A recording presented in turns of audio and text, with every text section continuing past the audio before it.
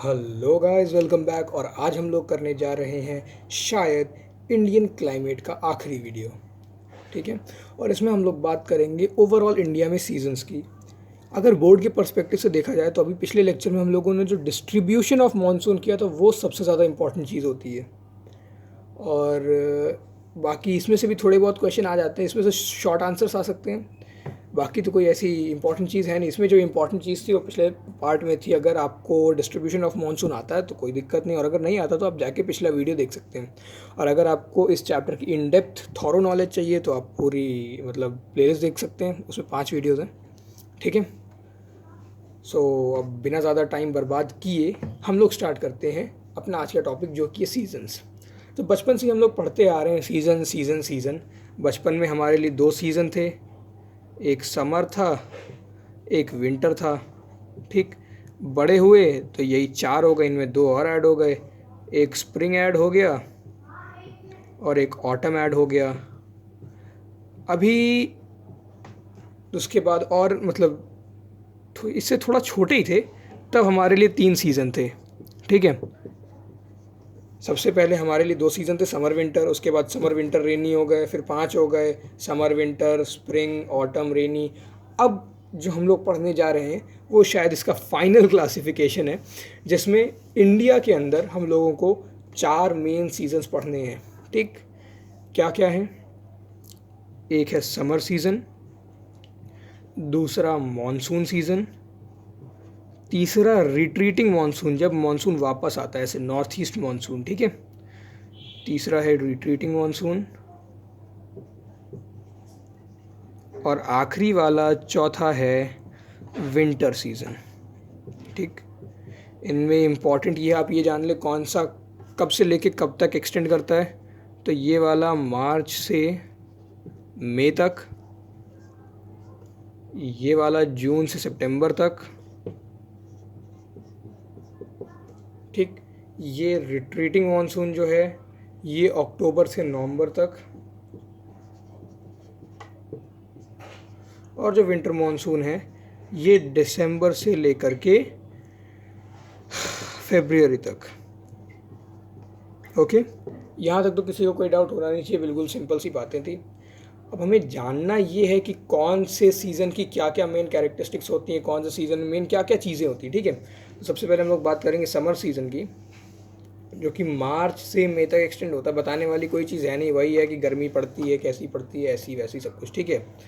तो जो गर्मी का मौसम स्टार्ट होता है ना, वो स्टार्ट मार्च से होता है और चलता करीब करीब जून तक है। ठीक है। लेकिन हम लोग मई तक लेंगे, क्योंकि जून के फर्स्ट वीक में, जैसा मैंने बताया था, उसी टाइम पे इंडिया में मानसून भी एंटर कर जाता है। इसलिए हम लोग इसे मानसून वाली श्रेणी में रखते हैं, मानसून वाले क्लासिफिकेशन के टाइप में रखते हैं। ठीक है। अब इसमें जो इसकी कह लीजिए आप मेन कैरेक्टरिस्टिक है हॉट वेदर की, वो यही है कि इसमें टेम्परेचर बहुत हाई रहता है। ठीक है। और ह्यूमिडिटी लो रहती है, यानी कि बहुत ही ड्राई सा मौसम रहता है। ठीक। इसमें जो है टेम्परेचर डिपेंड करता है जगह से जगह। जैसे नॉर्थ इंडिया में टेम्परेचर ज़्यादा हाई चला जाता है, और साउथ इंडिया में टेम्परेचर इतना हाई नहीं जाता। जैसे सबसे ज़्यादा आप देखें तो आपका ये जो राजस्थान वाला रीजन नहीं रहता, जो आपके इंडिया में हमारा राजस्थान वाला रीजन रहता है, सबसे ज़्यादा टेम्परेचर वहीं पे जाता है। ठीक। अरे वाह, एक ही बार में बढ़िया मैप बन गया इस बार। तो सबसे ज़्यादा जो जाता है वो इधर नॉर्थ वेस्टर्न रीजन में। क्यों? यहाँ पर अरावली थी, जो रेनी विंड्स थी मानसून वाली, वो सीधा सीधा यहाँ चली गई। तो ये जो हिस्सा है ये करीब करीब आप कह सकते हैं कि पूरे साल ड्राई रहता है। ठीक। तो इसी वजह से यहाँ पर बहुत टाइम से कुछ बारिश वगैरह हो जाती है, लेकिन इस एरिया में जो है बहुत टाइम से ड्राई, या कह लीजिए एरिड और सेमी एरिड टाइप का क्लाइमेट था। इस वजह से इतना लंबे टाइम से ऐसा होने की वजह से, और इसके जोग्राफिकल फीचर्स में भी यहाँ पर डेजर्ट है वगैरह वगैरह, तो ये कुछ चीज़ें हैं जिस वजह से इस एरिया में तो बहुत गर्मी रहती है। सबसे ज़्यादा गर्मी यहीं पड़ती है। यहाँ पर टेम्परेचर 48 डिग्री तक चला जाता है, 48 डिग्री सेल्सियस, 48 50 तक जा चुका है, लिटरली 50 डिग्री सेल्सियस तक जा चुका है। उसके बाद ये हमारा इधर यूपी पंजाब यूपी बिहार ये वाला एरिया आ जाता है। यहाँ पर टेम्परेचर थोड़ा इससे कम रहता है, यही मान लो 44 से 48 डिग्री तक चला जाता है। ठीक। बाकी ये जम्मू कश्मीर एक ऐसी जगह है जहाँ टेम्परेचर बहुत कम रहता है। क्यों? ऑल्टीट्यूड। पहले वीडियो में सब बात कर चुके हैं कि ऑल्टीट्यूड कैसे टेम्परेचर को अफेक्ट करता है, तो यहाँ का ऑल्टीट्यूड ज़्यादा है, ठीक है। और उसके बाद ये इस एरिया में टेम्परेचर मतलब गर्मियों में भी कुछ खास बहुत ज़्यादा जाता नहीं है, ठीक है, इस एरिया में, क्योंकि यहाँ पर जो है विंड का सर्कुलेशन होता रहता है। यहाँ पर सी है तो सी से सी ब्रीज चलती रहती है, इधर से लैंड ब्रीज, तो इधर उतनी ज़्यादा गर्मी नहीं पड़ती, इधर थोड़ा मॉडरेट टेम्परेचर ही रहता है, ठीक है। तो ये हो गई कुछ छोटी मोटी बातें कि कैसे क्या कहाँ होता है, ठीक है। लेकिन ऐसा मतलब रात में भी टेम्परेचर जो है वो ठीक है, ठीक रहता है। जैसे यहाँ पर 44 है तो रात में यहाँ टेम्परेचर ज़्यादा से ज़्यादा 35 से 40 डिग्री तक चला जाएगा बस, ठीक है। मतलब रात में भी लोगों को यहाँ राहत नहीं मिलती है, ठीक है। तो ये हो गई आपकी समर जो सीज़न है, समर सीज़न के बारे में थोड़ी बहुत बातें, ठीक है। इसमें कुछ खास नहीं था, सब वही चीज़ें थी जो हम लोग मतलब पढ़ चुके हैं। ये सब सारी चीज़ें जो हैं क्लाइमेट से रिलेटेड वो सब इंटर रिलेटेड हैं, ठीक है, ठीक है। इसके बाद एक और चीज़ होती है जिसे हम लोग प्री मॉनसून शावर से समझ सकते हैं, ठीक है। अब ये प्री मॉनसून शावर क्या होता है?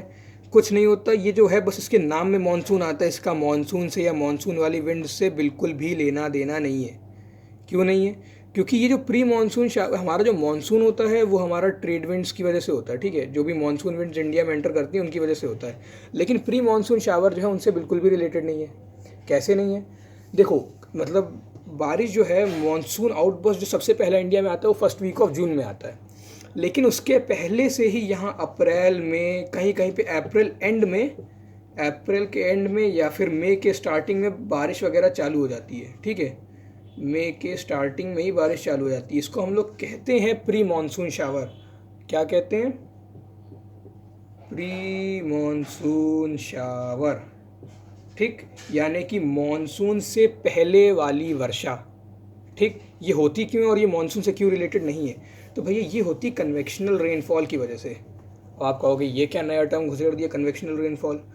मान लेते हैं ये, ठीक, ये आपकी वाटर बॉडी है और ये आपका लैंड वाला रीजन है। तो यहाँ पर क्या होगा, एक्सेसिव हीटिंग होगी इसकी। एक्सेसिव क्या मतलब, हीटिंग होगी, कह लो हीटिंग होगी। तो यहाँ पर जो एयर थी इसके कांटेक्ट में वो ऊपर उठेगी, तब उस एयर का क्या होगा, ऊपर जाएगी, ऊपर जाके ठंडी होगी कि नहीं होगी? पहले हम लोगों ने बचपन में तो यही पढ़ा ना, वाटर साइकिल कैसे होती है, पानी इवेपोरेट होगा, ऊपर जाके कंडेंस होगा, उसके बाद प्रेसिपिटेट हो जाएगा, यही पढ़ा ना। तो यही होता है कि यहाँ पर जब गर्मी पड़ेगी तो यहाँ से पानी ऊपर जाएगा, सॉरी, जो वाटर जो एयर है यहाँ पर वो ऊपर जाएगी, गर्म होके हल्की होके ऊपर जाएगी, ऊपर टेम्परेचर कम है तो कंडेंस हो जाएगी, कंडेंस होके मतलब एक साथ मिल के बहुत बड़े बड़े बादल फॉर्म कर ले, क्लाउड फॉर्मेशन हो जाएगा। फिर ये क्लाउड फॉर्मेशन जो है यही प्रेसिपिटेट हो जाएंगे, बारिश कर देंगे। तो यहाँ पर कहीं भी आपकी मानसून विंड्स नहीं आई। बात समझ में आ रही? यहाँ पर इस पूरे एरिया में मानसून विंड्स का कहीं नामो निशान नहीं था। इस टाइप के रेनफॉल को हम लोग कन्वेक्शनल रेनफॉल कहते हैं, ठीक है। ये हवा यहाँ से उठी, यहाँ से एक टाइप की हवा इधर आई, ये कन्वेक्शन, मतलब आपने पढ़ा हो साइंस में, कन्वेक्शन करंट भी होता है एक, हवा ऐसे ऐसे, ठीक है। ये मतलब एक मिनट अच्छे से समझा दें थोड़ा, आई होप ये बात आपको क्लियर हो गई होगी। तो एक बार कन्वेक्शन करंट समझ लेते हैं क्या होता है। तो कन्वेक्शन करंट जो चीज़ होती है वो, जैसे आपने पढ़ा हो कि कंडक्टेंस, या कह लो कंडक्शन, कन्वेक्शन और रेडिएशन, ये 3 टाइप के फेनोमेनन होते हैं हीट के ट्रांसफ़र के, पढ़े होंगे आप लोगों ने। तो इसमें से ये भैया सॉलिड में होता है क्योंकि पार्टिकल्स बहुत पास होते हैं, इस पार्टिकल से हीट इसमें गई, इससे इसमें गई, इससे इसमें गई, ये होता है कंडक्शन। रेडिएशन को किसी भी मीडियम की ज़रूरत नहीं पड़ती। तो जो हमारा एयर में होता है वो कन्वेक्शन होता है। कैसे होता है? आप कभी क्या करना, मतलब जब आप दूध बॉयल करते हो, समझ लो जब दूध आपके यहाँ उबाला जाता है तो क्या होता है, दूध ऐसे नहीं होता कि यहाँ से उबाला आपने, ठीक है, ऐसे नहीं होता कि यहाँ से आपने उबाला, नीचे वाला दूध गर्म हुआ, उसने ऊपर वाले को गर्म किया, उसने ऊपर वाले को गर्म किया, नहीं, ऐसा नहीं होता। इसमें एक करंट फॉर्म होता है। समझ लो पूरा दूध भरा हुआ है ना, तो क्या होगा, यहाँ पर ये नीचे से दूध जो है ये गर्म होगा, गर्म होकर ऊपर जाएगा, और ये ऊपर से जो दूध है वो नीचे आएगा, ठीक है। ये होता है यहाँ पे, इसे कहते हैं कन्वेक्शन करंट। तो यहाँ पर ये चीज़ होती है। यही चीज़ हमारी हवा के साथ भी होती है कि लैंड के ऊपर जो हवा है वो गर्म हो गई, लैंड के ऊपर की हवा गर्म होकर ऊपर जाएगी, तो जो इधर सी की तरफ से और अगल बगल की हवा है वो नीचे आएगी। यही चीज़ चलती रहती कन्वेक्शन करंट, और इसी से जो क्लाउड फॉर्मेशन होता है और उससे जो रेनफॉल होती है उसे हम लोग कन्वेक्शनल रेनफॉल कहते हैं। ओके, आई होप ये बात समझ में आ गई होगी। तो यही होता है प्री मानसून शावर, ठीक है। इसको अलग अलग जगहों पे अलग अलग नाम दिया गया है, ठीक है। तो अब वो नाम जान लेते कहाँ पे इसको क्या बोला जाता है। तो हम लोग इसको जो है, ये एक जो एरिया छोटा नागपुर प्लेटू वाला एरिया, ये वाला एरिया जिसमें आपका छत्तीसगढ़ आ जाएगा, आपका उड़ीसा आ जाएगा, बंगाल आ जाएगा, ठीक है।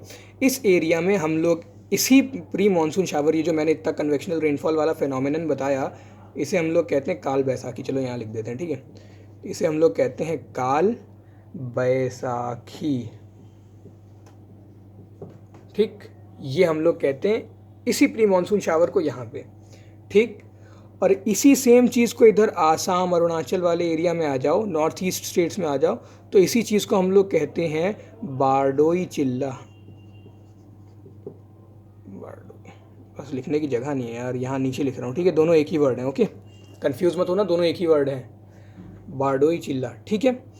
और ये जो विंड्स वगैरह चलती हैं, ठीक है, कन्वेक्शन वाली, ये जो मतलब विंड इधर से इधर चली, इधर से इधर चली, फिर ऊपर आई, ये जो विंड चलती हैं कन्वेक्शन करंट वाली हो गई, ठीक। तो कहीं कहीं पे इसका मतलब किसी किसी बुक में या कहीं कहीं पे इसमें थोड़ा वेरिएशन भी मिल जाता है, पर मैं तो वो बता रहा हूँ जो मैंने पढ़ा है, और ज़्यादातर बुक्स में मैंने यही चीज़ पढ़ी है, तो मैं वो चीज़ बता रहा हूँ, ठीक है। अब ये जो चीज़ है, इसे इधर नॉर्थ इंडिया में कहते हैं मैंगो शावर। क्या कहते हैं, बोलिए मेरे साथ, मैंगो शावर, ठीक है, मैंगो शावर, ठीक। यही चीज़ को, इसी चीज़ को यहाँ साउथ वाले रीजन में कहते हैं चेरी ब्लॉसम्स, ठीक। ये हो गई कुछ चीज़ें। अब ये तो मतलब इन विंड से रिलेटेड बातें हो गई। इसके अलावा क्या होता है कि जैसा कि हमें पता है कि मैं अभी हम लोग बात कर रहे हैं गर्मी के सीज़न की, ठीक है। गर्मी के सीज़न में क्या होता है, एक मिनट रुकिए, बता रहा।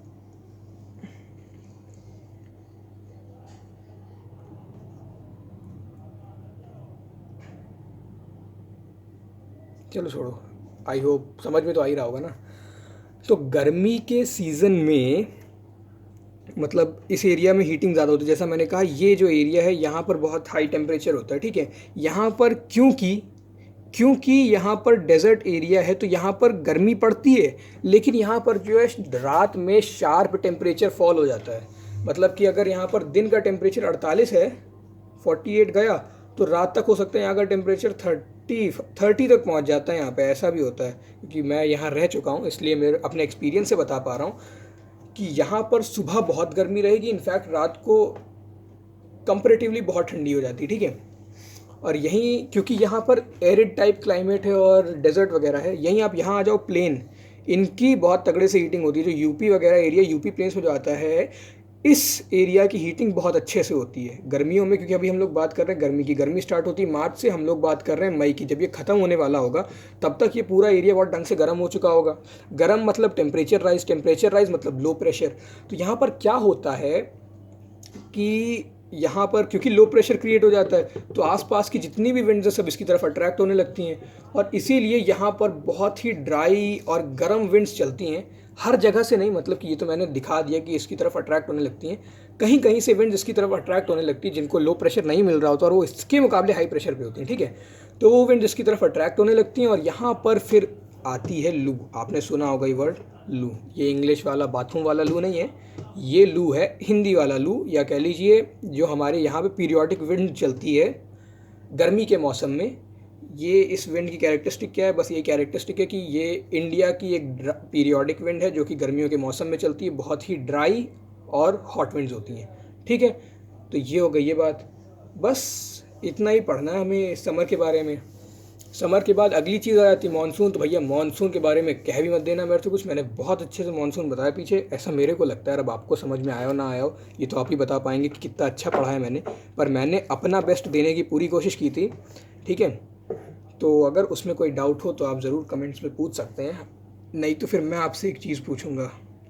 यार ये क्या हो गया, तो मैं आपसे एक चीज़ पूछूंगा, ठीक है, बताना।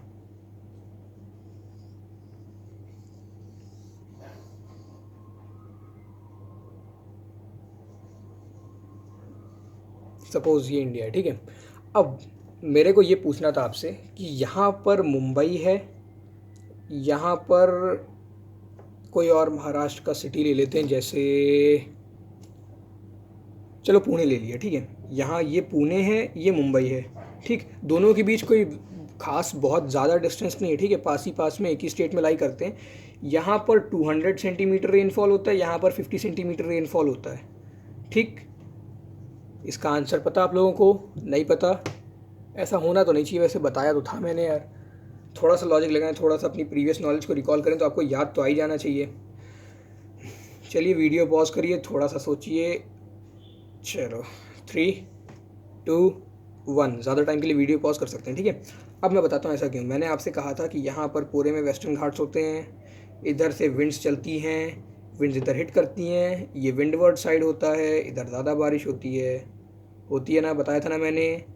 और इधर जो है बारिश बहुत कम होती है, बहुत स्केयर रेनफॉल होती है। तो जो पुणे है वो लीवर्ड साइड पे लाई करता है, और मुंबई जो है वो विंडवर्ड साइड पे लाई करता है, ठीक है।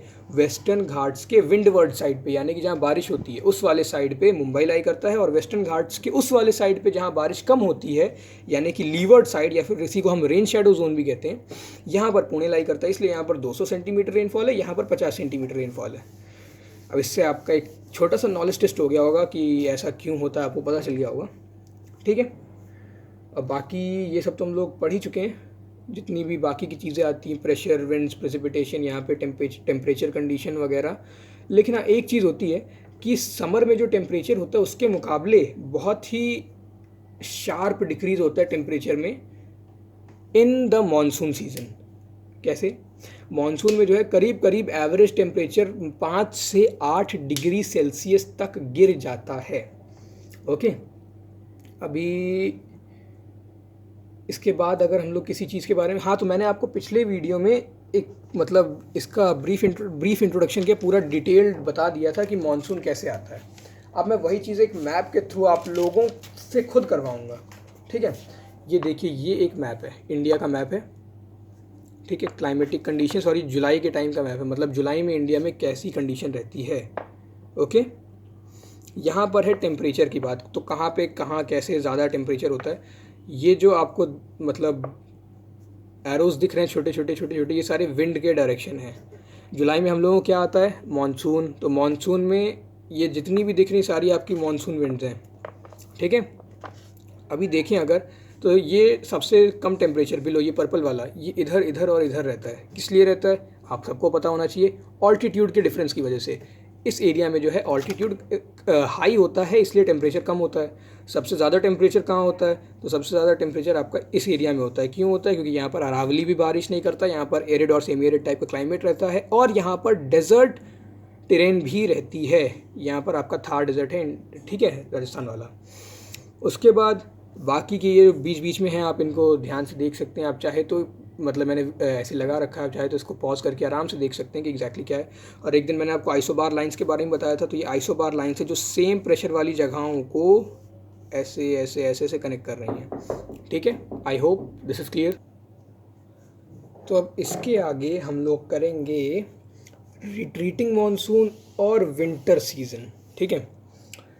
इसमें एक चीज़ होती है यार रिट्रीटिंग मानसून में, ये कि रिटर्निंग का मतलब ये होता है reversal, the complete reversal of the south west trade winds. यहाँ से विंड्स गई थी, अब ये वापस आएंगी, तो the complete reversal of the monsoon winds is known as the retreating monsoon, ठीक है। अब ये होगा कैसे, इसको जान लेते हैं, ठीक है। रिट्रीटिंग मानसून क्या होगा इसमें?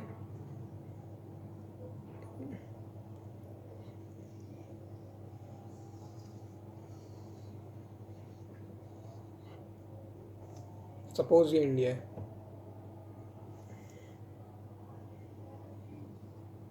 ठीक है। अब यहाँ क्या करना है हमें कि हमारी विंड्स ऐसे गई थी, अब जो होंगी वो ऐसे वापस आएंगी,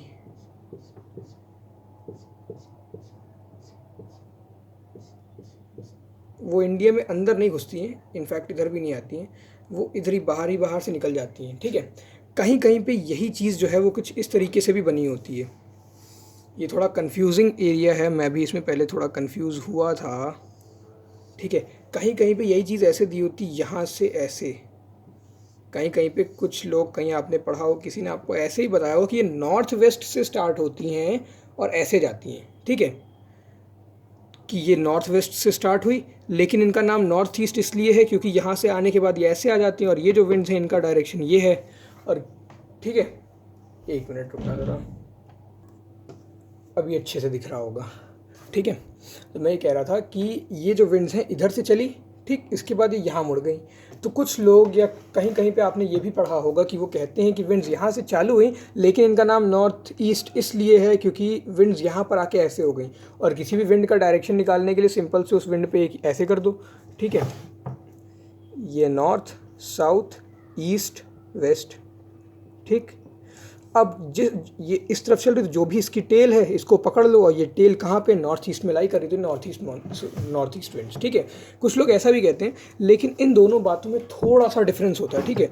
वो अभी थोड़ी देर में हम लोग पढ़ेंगे कि वो क्या डिफरेंस होता है, जब हम लोग ये विंटर वाली बातें पढ़ेंगे कि विंटर सीज़न कैसे होता है, ठीक है। तब तक ये देख लेते हैं हम लोग कि ये एग्जैक्टली हम लोग क्या कर रहे हैं। तो अभी के लिए इसको इरेज कर देते हैं, ठीक है।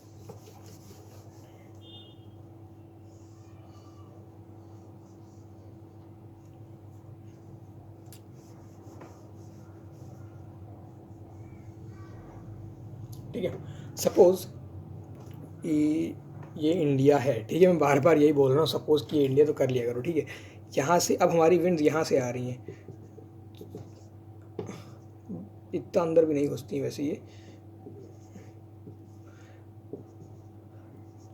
तो ये हो गई आपकी ये वाली विंड्स, ठीक है, नॉर्थ ईस्ट मॉनसून विंड्स या फिर रिट्रीटिंग मॉनसून, ठीक है। इनका डायरेक्शन इस तरफ होता है। तो यहाँ तक तो कोई डाउट नहीं होगा, ठीक है, कि ये विंड्स हो गई, ये इनका डायरेक्शन हो गया, ठीक। अब ये चीज़ होती है सितंबर में, ये जो इनका रिवर्सल होता है ये specially September mid September and या फिर ज़्यादा से ज़्यादा अक्टूबर स्टार्ट तक ये चीज़ हो ही जाती है, ठीक है। अब यहाँ से क्या होगा, ये आपकी चल दी यहाँ से, बीच बीच में इधर ये थोड़ा पानी गिराते हो जाएगी, ठीक है। इधर इधर नहीं, स्पेशली ये जो बारिश करती है, ये स्पेशली बारिश होती है इसकी यहाँ पे तमिलनाडु वाले रीजन में, ठीक है, और थोड़ा बहुत यहाँ आंध्र प्रदेश के साउथ वाले रीजन में, बस। बाकी ये कहीं ज़्यादा गिराती नहीं इंडिया में, रिवर्सिंग मानसून, ठीक है, या फिर रिट्रीटिंग मानसून।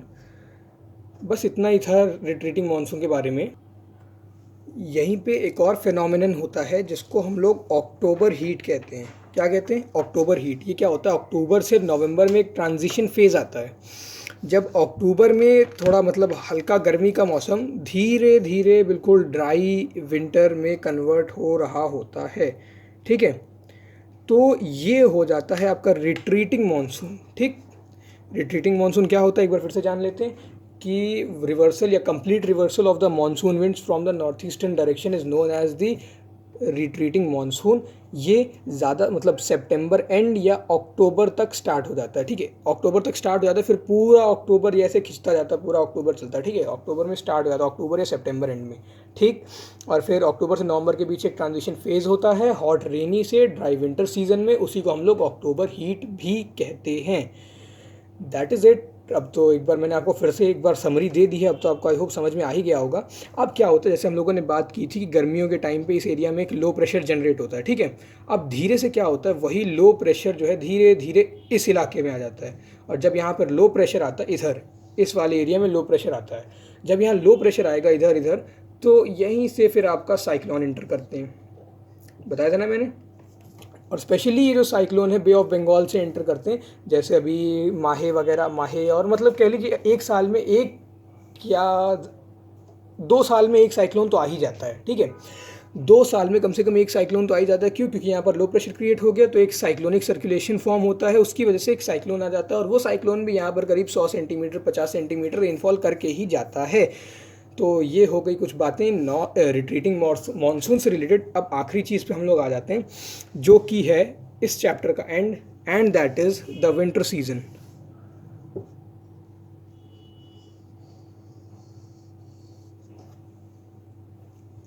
अब इसमें हम लोग क्या करेंगे, तो विंटर बताने की तो कोई ज़रूरत है नहीं। विंटर मतलब होता है ये गर्मी, सॉरी गर्मी कह रहा हूँ, सॉरी, विंटर मतलब होता है ये सर्दी। यहाँ पर टेम्परेचर इतना कम हो जाता है कि नॉर्थ इंडिया में तो इतना कम हो जाता है कि गर्म से गर्म दिन भी 20 डिग्री सेल्सियस से ऊपर जाता ही नहीं है, और रातें जो हैं 10 से ऊपर नहीं आती। ठीक है, रात में 10 डिग्री सेल्सियस से ज़्यादा तो टेम्परेचर आता ही नहीं है। ठीक, और ये जो सदर्न पार्ट है इसमें थोड़ा कंपेरेटिवली वार्म क्लाइमेट रहता है। मैंने कहा था ना यार, टेम्परेट क्लाइमेट रहता है ना। यहाँ पर गर्मी में एक्सट्रीम गर्मी पड़ती है ना, सर्दी में एक्सट्रीम सर्दी पड़ती है। यहाँ पर आप कह लीजिए कि एक मॉडरेट, एक टेम्परेट क्लाइमेट रहता है, और यहाँ पर एक्सट्रीम क्लाइमेट रहता है। यहाँ पर गर्मी में एक्सट्रीम गर्मी पड़ेगी, सर्दी में एक्सट्रीम सर्दी पड़ेगी। ठीक, तो ये हो गया इनके कुछ टेम्परेचर्स वगैरह के बारे में। अब जो हम लोगों ने इन वाली विंड्स की बात की थी, ये क्यों होती है, तो भैया ये जो एरिया है, ये वाला राजस्थान वाला, ये गर्मी में गर्म भी खूब होता है और सर्दी में ठंडा भी खूब होता है, खूब मतलब बहुत ज़्यादा ठंडा होता है। ठीक है, तो अब क्या होगा, यहाँ पर जो है ठंडा होगा, ठंडा होगा यानी कि टेम्परेचर लो, प्रेशर हाई, तो यहाँ पर क्या जनरेट होगा, हाई प्रेशर। यहाँ पर क्या है, यहाँ पर कंपैरेटिवली गर्मी है, गर्मी है यानी कि हाई टेम्परेचर, हाई टेम्परेचर यानी कि अब इस एरिया वगैरह में, इधर वगैरह में लो प्रेशर जनरेट हो गया। अब जो यहाँ की विंड्स हैं वो इस तरफ जाएंगी, बस अब यहाँ से विंड्स जो हैं वो उस तरफ जाती हैं। ये हो गई वो वाली नॉर्थ वेस्ट विंड्स जिनकी हम लोग बात कर रहे थे।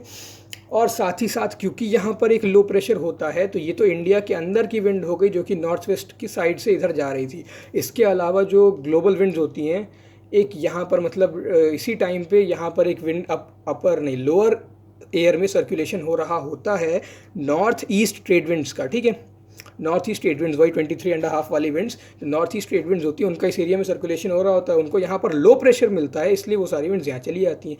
तो इधर से भी इधर विंड्स ब्लो करती हैं, इधर से भी इसी तरफ विंड्स ब्लो करती हैं। अगर आप इंडिया का दिसंबर जनवरी वाला मैप देखें, उसमें विंड डायरेक्शन देखें, तो आपको ऐसा ही दिखेगा कि कुछ रैंडम विंड्स जा रही होंगी और बहुत सारी जो है इधर से आ रही होंगी, और कुछ जो है वो इस डायरेक्शन से इस तरफ आपको जाती हुई मिलेंगी। ठीक है, और बाकी थोड़ी बहुत इधर उधर रैंडम होंगी। ठीक, दैट इज़ इट, ये क्लियर हो गया। अब वेस्टर्न डिस्टर्बेंस का थोड़ा रोल होता है, उसके लिए आपको मतलब थोड़ा कह लीजिए वर्ल्ड की ज्योग्राफी समझनी पड़ेगी। वर्ल्ड ज्योग्राफी चलो जल्दी से ख़त्म कर देते हैं यार, अब की बार में मतलब बहुत टू द पॉइंट या कह लीजिए बहुत ही टू द स्केल मैप नहीं बनाऊंगा। ठीक है, मैं बस ऐसे ही बना दे रहा हूँ।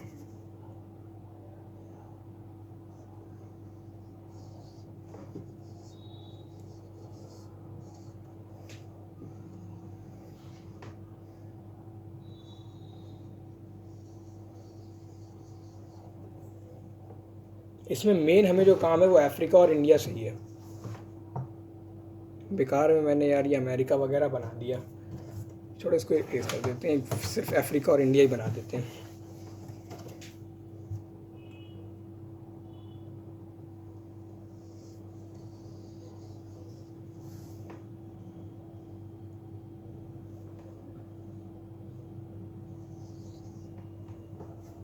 एक सेकेंड, बस ये हो गया आपका एशिया। ठीक, एशिया में ये इंडिया हो गया, ये आपका अफ्रीका वाला रीजन हो गया। इसमें यहाँ पर एक होता है मेडिटेरेनियन सी। ठीक है, और इसी मेडिटेरेनियन सी की वजह से हम लोग इस क्लाइमेट को, जो यहाँ पर क्लाइमेट होता है उसे मेडिटेरेनियन क्लाइमेट भी कहते हैं। ठीक, मैंने आपको बताया था जेट स्ट्रीम्स के बारे में, तो एक वेस्टर्ली जेट स्ट्रीम चलती है। ठीक, मैंने क्या कहा था कि सर्दियाँ जब आती हैं नॉर्दर्न हेमीस्फेयर में, याद करिए, नहीं देखा तो आप जाके जेट स्ट्रीम थ्योरी वाला वीडियो देख सकते हैं। ठीक है, कि जब सर्दियां नॉर्दर्न हेमिस्फीयर में आती हैं तो वेस्टर्लीज जो है, सॉरी वेस्टर्न जेट स्ट्रीम जो है वो ज़्यादा डोमिनेंट हो जाती है। ठीक है, western jet stream becomes predominant. जब वो प्रीडोमिनेंट हो जाएगी तो वो इधर से इधर फ्लो करती है। अपर एयर सर्कुलेशन होता है वो आपको मतलब नीचे फील नहीं होंगी, हाइट पे होती है। ठीक है, तो वो जो हैं बहुत ही ज़्यादा मॉइस्चर लैडन होती हैं इस टाइम पे।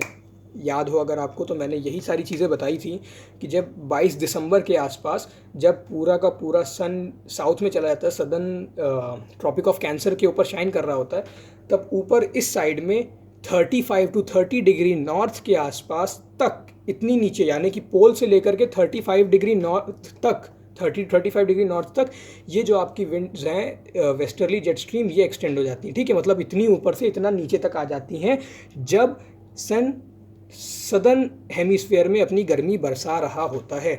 तो क्या होगा जब ये यहाँ पर फ्लो करती हैं वेस्टर्ली जेट स्ट्रीम, तो ये इधर से इधर की तरफ चलती है, ठीक है, वेस्ट टू ईस्ट, ठीक। इनमें होता है पानी, पानी बोले तो मॉइस्चर लेडन विंड्स होती हैं, तो ये यहाँ से बिल्कुल झूमते झामते पूरे एरिया में जहाँ जहाँ फ्लो करती हैं वहाँ वहाँ ये अपना रेनफॉल करती रहती इधर पूरे में रेनफॉल करेंगी। इंडिया में भी इस रीजन में, किस रीजन में, जो दिल्ली, स्पेशली दिल्ली यूपी वाला रीजन होता है, वहाँ पर भी ये रेनफॉल करते हुए जाती है वेस्टर्ली जेट स्ट्रीम, ठीक। और ये यहाँ से मतलब ये यहाँ से उठी, यहाँ से मतलब चली, ठीक है। यहाँ पर मेडिटेरेनियन क्लाइमेट में इसने खूब सारा मॉइस्चर पिकअप किया, ठीक। अब ये यहाँ से लेकर के यहाँ तक आराम से बिल्कुल बरसाते हुए चलती है, ठीक। ये कुछ बातें हो गई वेस्टर्न डिस्टर्बेंस के बारे में। तो कभी कभी क्वेश्चन आ जाता है कि दिसंबर में दिल्ली वाले रीजन में बारिश क्यों होती है, तो कुछ लोग लगा देते हैं रिट्रीटिंग मानसून की वजह से या ऐसे किसी रीज़न की वजह से कि नॉर्थ ईस्ट मानसून या रिट्रीटिंग मानसून। वो बिल्कुल गलत एब्सर्ड आंसर है, क्योंकि जो नॉर्थ ईस्ट मानसून या रिट्रीटिंग मानसून आता है वो सिर्फ साउथ में बारिश करता है, स्पेशली तमिलनाडु और साउथ आंध्र प्रदेश में। बाकी जो आपका यहाँ पर बारिश होती है दिल्ली में, वो दिल्ली और दिल्ली के आसपास वाले इलाके में, नॉर्दर्न प्लेन्स वगैरह में, वो होती है इससे वेस्टर्न डिस्टर्बेंस की वजह से। अब आई होप करीब करीब सब क्लियर हो ही गया है कि मतलब नॉर्दर्न हेमिस्फेयर में इसी टाइम पे फॉग वगैरह, बाकी तो छोटी मोटी चीज़ें हैं कि फॉग वगैरह होता है, टेम्परेचर 5 से 10 डिग्री सेल्सियस तक भी चला जाता है, और श्रीनगर वगैरह में तो ज़ीरो के नीचे चला जाता है। That's it. बाकी कुछ आपके पास फिगर्स हैं, मतलब बोर्ड से रिलेटेड कुछ फिगर्स इंपॉर्टेंट है, अगर आप वो मेंशन कर देंगे तो आपका मतलब जो आंसर उसको थोड़ा और वेटेज मिल जाता है कि कहाँ पे कितनी बारिश होती है। 50 सेंटीमीटर, 100 सेंटीमीटर, 200, जैसे मेघालय में जो मैंने आपको मौसिनराम और चेरापूंजी जगह बताई थी, उनकी स्पेलिंग आ गई मेरे को। स्पेलिंग है मौसिनराम की, ये रही MAWSYNRAM, मौसिनराम, ठीक है। और चेरापूंजी की स्पेलिंग है CHERRAPUNJI, चेरापूंजी, ठीक। यहाँ पर 1100 से 1200 सेंटीमीटर तक रेनफॉल हो जाती है, ठीक है। तो ये हो गई आपकी कुछ मोटी मोटी बातें, आई होप आपको समझ में आ गया होगा। ये फिगर आप थोड़े बहुत याद कर सकते हैं, एनुअल डिस्ट्रीब्यूशन ऑफ रेनफॉल कहाँ पे कितनी क्या कैसे होती है ये भी याद रख सकते हैं। बाकी तो कुछ इसमें खास मतलब इस चैप्टर में, इस वीडियो के पार्ट में, इस पार्ट में कुछ खास था नहीं। जो मेन चीज़ें थी वो पिछले ही वाले में थी, और इसमें जो रिट्रीटिंग मानसून और विंटर वाले में जो एयर सर्कुलेशन होता है उसमें थोड़ी स्पेशल चीज़ थी, बाकी सब नॉर्मल था। So now with this chapter Indian climate of geography finishes here, ठीक है। अब see you then, goodbye, take care, keep learning, thank you.